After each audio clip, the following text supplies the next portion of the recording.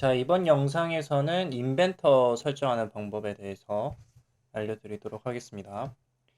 우선은 인벤터도 마찬가지로 캐드 설정과 똑같이 초기화하는 방법부터 먼저 알려드리도록 할게요.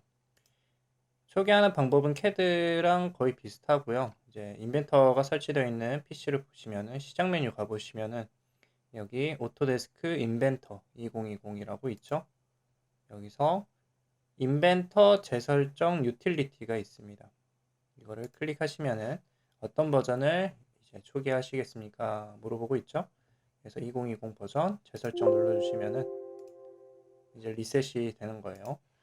그러면 이제 인벤터를 실행하고 인벤터 설정에 대해서 말씀해 드리도록 하겠습니다. 인벤터 프로페셔널 2020 실행하시면 되고요.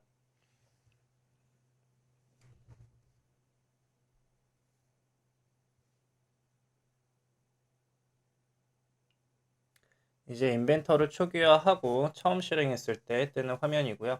지금 보이는 창은 이제 한 번만 뭐 어떤 작업 시작하시겠습니까? 눌러주시면 작업 시작 그냥 눌러주시면 됩니다. 이렇게 하시면 되고 인벤터 처음에 설정하는 게 좀 중요합니다. 이거를 대충 생각하시고 하시게 되면은 모델링을 잘 해놓고도 실격이 되는 경우가 있어요. 어떤 경우냐면은 지금 인벤터 제가 지금 PC에는 한국어 버전으로 설치했기 때문에 기본 단위가 밀리미터로 되어 있기 때문에 뭐 큰 문제가 되진 않는데 여러분들이 시험을 보러 가서 인벤터 환경을 보시면은 웬만하면 한국어 버전이 패치가 되어 있을 거예요. 근데 그게 처음부터 한국어 버전이 설치가 안 돼 있고 영문판으로 깔려 있는데 한국어 버전으로 패치가 되는 경우가 있습니다. 그런 기본 단위가 밀리미터가 아니라 인치로 되어 있기 때문에 주의하셔야 돼요. 그래서 확인하는 방법이 뭐 몇 가지 있긴 한데 가장 심플하게 확인하는 방법은 여기 톱니바퀴 보이시죠? 이거를 클릭해 보시면은 지금 기본 템플릿 구성이 인치인지 밀리미터인지 뭐 표준값이 ISO인지 이렇게 확인을 하실 수 있죠. 그래서 영문판으로 설치된 경우 영문판으로 설치했는데 한국어 버전으로 나중에 패치가 된 경우에는 여기 눌러 보시면은 이렇게 되어 있습니다. 인치하고 안시 이렇게 체크가 되어 있는데 처음 하실 때 이 부분을 제일 주의하셔야 돼요. 그 다음에 밀리미터 이렇게 되어 있는 거를 처음에 세팅하실 때 확인을 한번 해주시면 좋고요. 덮어쓰기 하셔도 됩니다. 그 다음에는 뭐 편하게 이제 뭐 부품 바로 누르셔도 되고 나는 그래도 좀 의심이 간다 하시면은 새로 만들기 가보시면은요. 이제 기본적인 뭐 IPT, IAM, IDW, IPN 이거는 설명은 생략하도록 하겠습니다. 기본적으로 저희가 모델링에서 사용할 거는 이제 스탠다드 IPT, 그 다음에 스탠다드 IAM 이 두 개를 많이 사용할 건데 얘들을 클릭해 보시면은 이렇게 단위가 보이시죠? 이거를 먼저 확인하고 들어가시는 게 좋습니다. 이게 영문판으로 패치될 경우에는 이게 뭐 지금 인치가 생략된 걸로 보일 수도 있어요. 그래서 클릭해 보시면 인치로 되어 있죠. 여기서 모델링 하시면은 절대 안 됩니다. 이게 미터리 가보시면은 뭐 이런 것들이 있는데 여기서 하셔야 돼요. 근데 기본적으로 여기서 이 톱니바퀴 기본 템플릿 구성해서 설정을 하셨으면은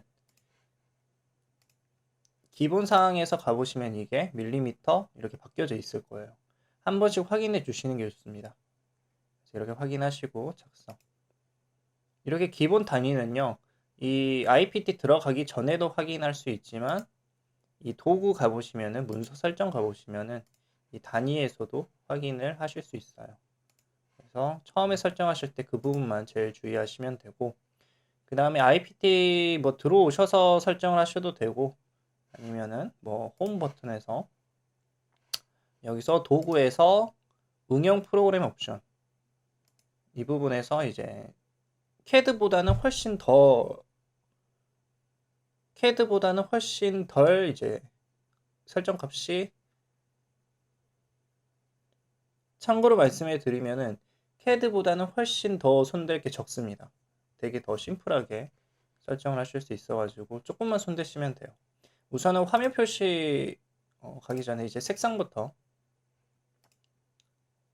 우선은 색상부터 잡아주도록 하겠습니다. 이거를 뭐 꼭 해도 된다 뭐 안 된다 그런 건 없고요. 이건 선택사항입니다. 근데 나중에 저는 이거를 바꿔주는 거를 추천을 드리는데, 그 이유는 이제 나중에 여러분들이 취업을 하고 회사에서 모델링을 하시고 난 다음에 모델링에서 끝나는 게 아니라 뭐 그 모델링을 가지고 도면을 칠 수도 있고 뭐 그런 경우가 있는데, 도면이 아니라 이제 그 모델링 형상을 그래픽 작업을 하는 경우가 있습니다. 그 이미지를 캡처를 해가지고 나중에 뭐 포토샵에서 넘겨가지고 작업을 한다든지 그런 경우가 적지 않거든요. 그럴 경우에는 이제 포토샵에서 넘겨서 이제 테두리를 따는 걸 눕기를 딴다 그러는데, 그 눕기 작업을 할 때 테두리가 흰색이면은 작업하기가 훨씬 더 편해요. 바운더리가 거의 자동으로 잡히기 때문에. 그래서 배경을 흰색으로 해주는 거를 저는 나중에 그래픽 작업할 때 편하게 사용할 수 있기 때문에, 배경 화면이 흰색인 거는 프리젠테이션으로 하시면 됩니다. 근데 이게 배경이 또 흰색이면 너무 눈 아프기 때문에 배경을 그라데이션을 바꿔주시면 훨씬 더 눈이 편하게 작업을 하실 수 있고, 이제 필요할 때 설정에 들어가셔가지고 그라데이션을 일색상으로 바꿔주시고 뭐 캡처해가지고 그래픽 작업을 하셔도 되고요. 그래서 뭐 그라데이션 이거를 꼭 뭐 프레젠테이션으로 해야 된다 그런 건 아닙니다. 근데 당부드릴 거는 본인만의 뭐 컨셉을, 색상 뭐 테마를 하나 정하셨으면은 그것만 사용하세요. 딱 한 개로 고정해 주시는 게 좋습니다. 그 이유는 이게 각 테마마다 뭐 구속 색깔이랑 완전 구속 색깔이랑, 그러니까 뭐 불안정 구속이랑, 이게 각 테마마다 불안정 구속된 선의 색깔하고 완전 구속된 선의 색깔하고 다릅니다. 테마마다. 그래서 뭐 그때그때 바꿔서 사용하면은 이 라인이 완전 구속됐는지 아니면은 뭐 구속이 안 됐는지 헷갈리기 때문에 테마를 하나 정해 놓으셨으면은 그것만 사용하세요. 저는 처음 하실 때 이 프레젠테이션을 추천을 드리고요. 그 다음에 화면 표시. 여기서는 좀 중요합니다. 처음에 이 모양을 응용 프로그램 설정 사용을 체크를 해주셔야 돼요.